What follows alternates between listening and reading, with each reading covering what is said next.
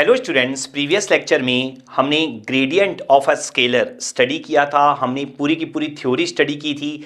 इसके साथ ही साथ हमने कुछ बहुत ही इंपॉर्टेंट फॉर्मूलेस भी डिस्कस किए थे। तो उन्हीं फॉर्मूलेस पे आज हम कुछ प्रॉब्लम डिस्कस करने वाले हैं।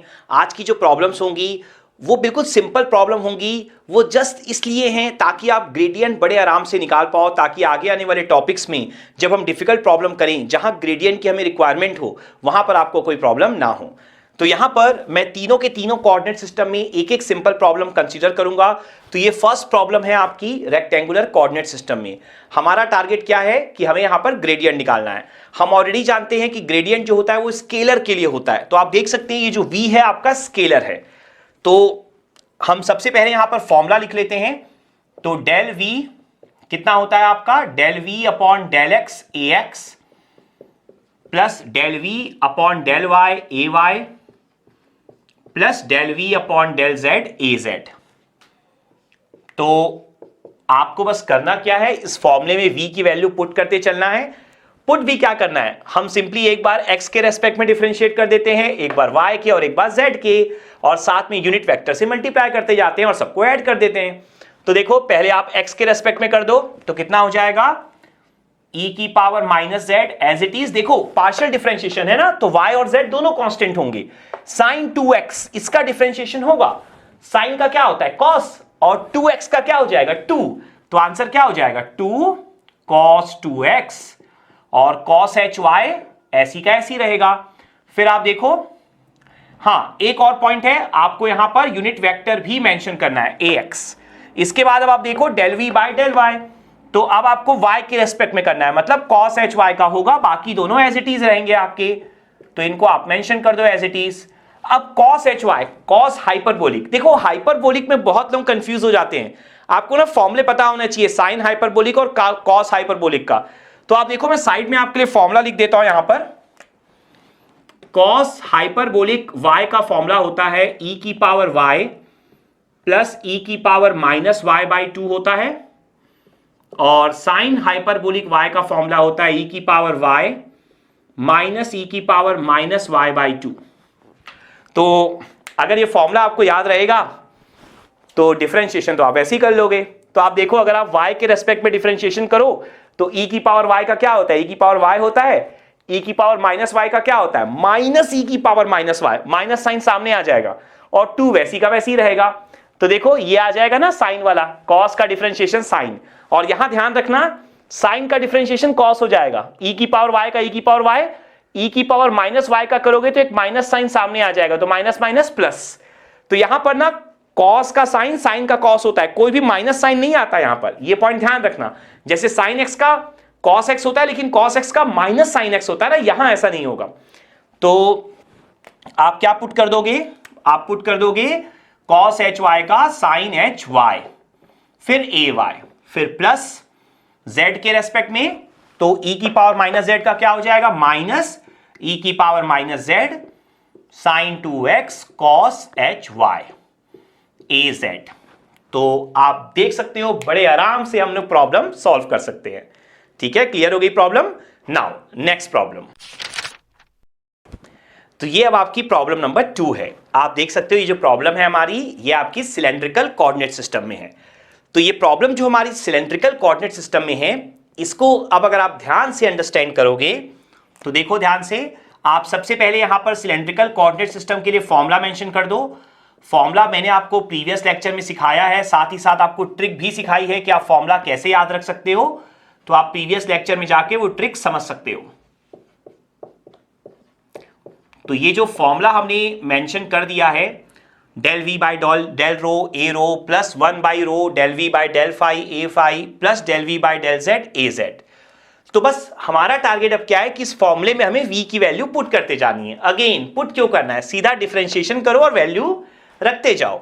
तो देखो क्या हो जाएगा डेल v, देखो ये 3 टर्म है, ठीक है, लेकिन है ये v ही, तो पूरे के पूरे v का डिफरेंशिएशन करना है विद रिस्पेक्ट टू रो सबसे पहले। तो जब आप रो के रेस्पेक्ट में डिफरेंशिएशन करोगे तो क्या हो जाएगा आपका, रो का डिफरेंशिएशन 1 होगा, तो यहां क्या बचेगा z sin फाई। यहां पर देखो रो का कोई टर्म नहीं है तो 0, यहां पर रो स्क्वायर है तो कितना हो जाएगा +2 रो ए रो। काफी इजी है, कोई प्रॉब्लम नहीं होने वाली, बस आपको बेसिक डिफरेंशिएशन आना चाहिए। फिर 1/रो लिख दिया, del v by del phi, phi के रेस्पेक्ट में करना है। तो साइन फाई का क्या होता है, कॉस फाई होता है। रो जेड कांस्टेंट होंगे, तो आप देखो रो जेड कॉस फाई।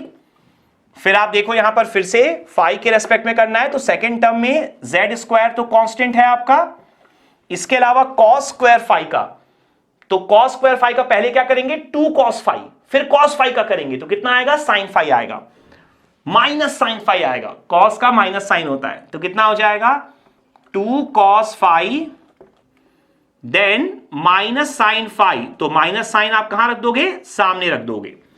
इसके बाद रो स्क्वायर का फाई के रेस्पेक्ट में तो 0 आएगा, तो यहां पर ये आपका कितना आ गया है ए फाई।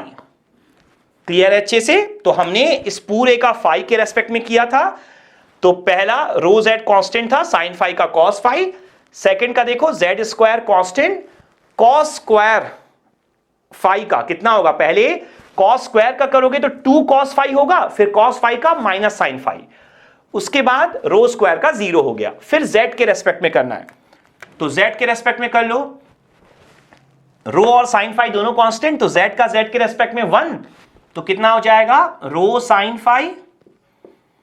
फिर जेड के रेस्पेक्ट में करोगे तो यहां क्या आएगा, जेड स्क्वायर का 2z कॉस स्क्वायर फाई और रो स्क्वायर का फिर से 0, तो आंसर क्या हो जाएगा ये final answer.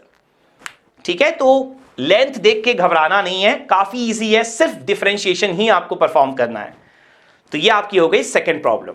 Now last problem, now problem number 3।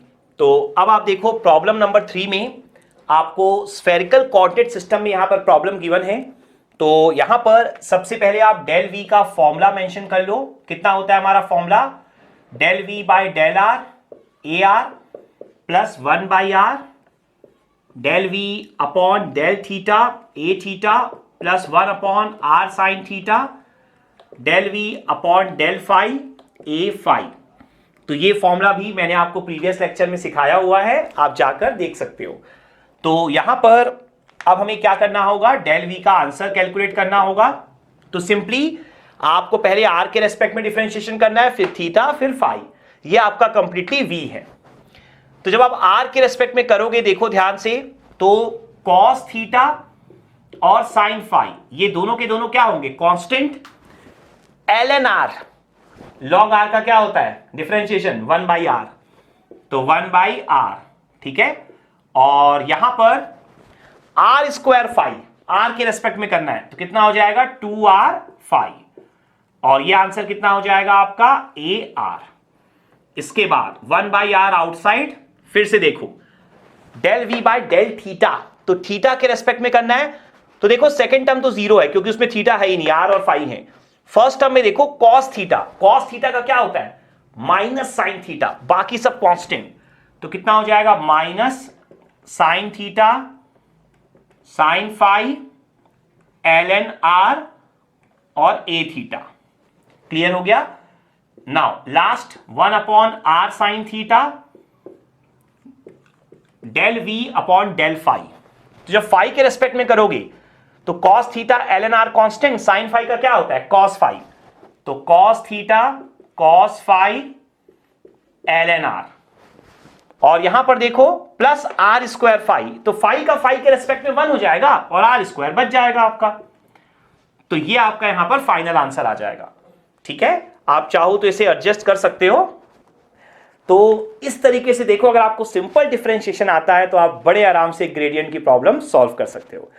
तो आज के लेक्चर में जो हमने प्रॉब्लम सीखी है, बस मैं यहीं पर स्टॉप कर रहा हूं। ये प्रॉब्लम आपको हमेशा ध्यान में रखनी है, बेसिकली फॉर्मूले का यूज आपको ध्यान में रखना है। तो आई होप आपको सारी चीजें अच्छे से क्लियर हो गई होंगी।